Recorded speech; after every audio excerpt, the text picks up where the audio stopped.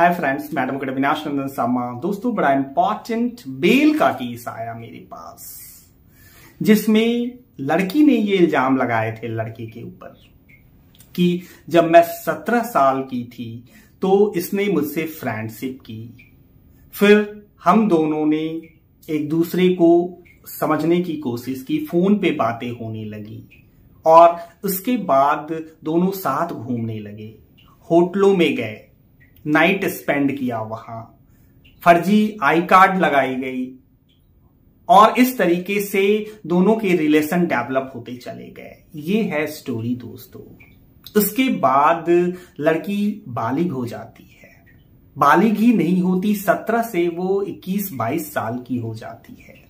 और जब लड़के की उस समय दूसरी शादी हो जाती है तो लड़की ने लड़के के ऊपर 376 आईपीसी की धारा के तहत एफआईआर दर्ज करा दी और उस एफआईआर के दर्ज होने के बाद पुलिस लड़के को अरेस्ट कर लेती है।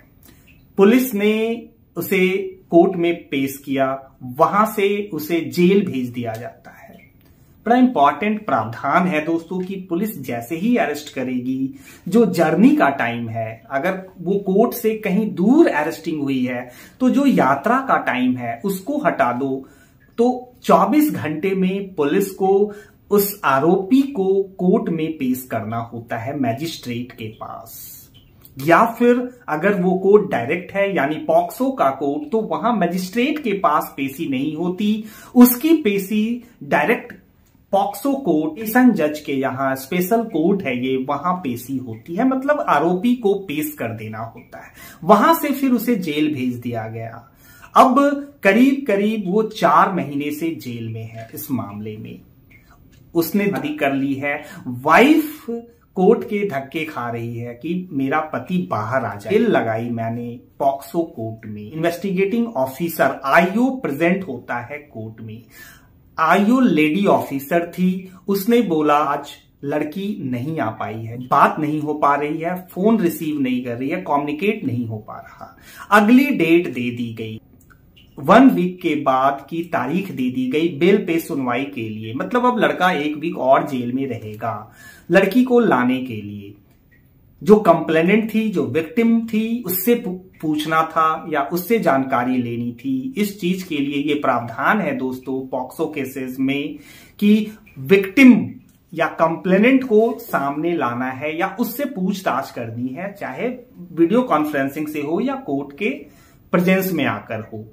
फिर अगली डेट लगी, लड़की नहीं आई। आईओ ने बोला she will join through video conferencing. फिर वीडियो कॉन्फ्रेंसिंग पे लड़की ने अपने घर से ही कोर्ट को ज्वाइन कर लिया। जज साहिबा का ये प्रश्न था कि क्या आप चाहते हो कि लड़के को जमानत मिले? क्या आप चाहते हो कि इसे मैं जेल से बाहर करने के आदेश कर दूं, बेल अलाउ कर दूं? लड़की ने बोला मैं नहीं चाहती कि इसे जमानत मिले और ये जेल में ही रहे। ये उत्तर था लड़की का। वीडियो कॉन्फ्रेंसिंग पे स्क्रीन पे लड़की थी कंप्यूटर के। दोस्तों, बड़ा इंटरेस्टिंग और प्रैक्टिकल प्रोसीजर बता रहा हूं जो YouTube के किसी चैनल में नहीं मिलेगा आपको। मैं वो बता रहा हूं जो जमीन पे चीजें चल रही हैं। फिर मुझसे बोला गया कि वकील साहब आप इस पे बहस करो, बताओ। चार्जशीट फाइल हो चुकी थी क्योंकि 4 महीने का टाइम हो चुका था उसके अरेस्ट का।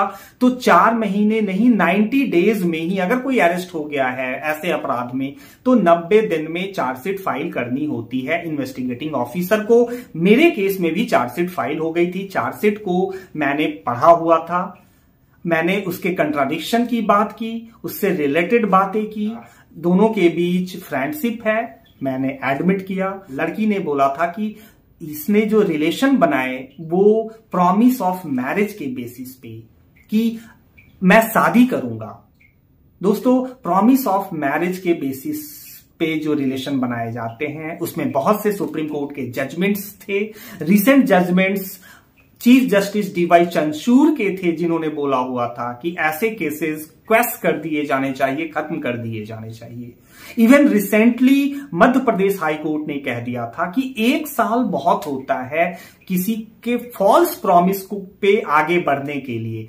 आप 5 साल 4 साल तक साथ में हो और कह रहे हो कि फॉल्स प्रॉमिस ऑफ मैरिज इसने किया हुआ है, तो 4 साल तक आप नहीं समझ सके कि इसने फॉल्स प्रॉमिस ऑफ मैरिज किया हुआ है।